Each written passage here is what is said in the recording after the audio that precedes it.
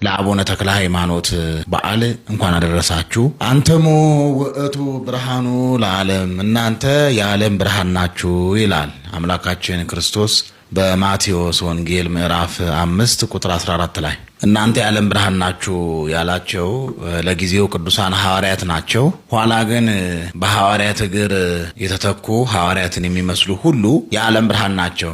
ይልቁንም አባታችን አቡነ ተክለ ሃይማኖት የዓለም የኢትዮጵያም ብርሃን ናቸው። አባታችን ተክለ ሃይማኖት የሃይማኖት ተክል ናቸው።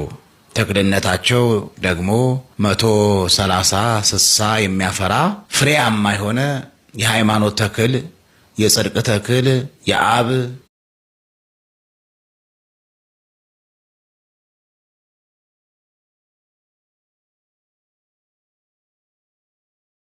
ተክለ ሃይማኖት ውሃውን ጠላ እንዳረጉ ውሃ የሆነውን ሕይወታችን ወደ መልካምነት ይለውጡልን፣ መራራውን ሕይወታችንን ያጣፍጡልን፣ ከተኩላ ይጠብቁን፣ ካውሬ ይጠብቁን።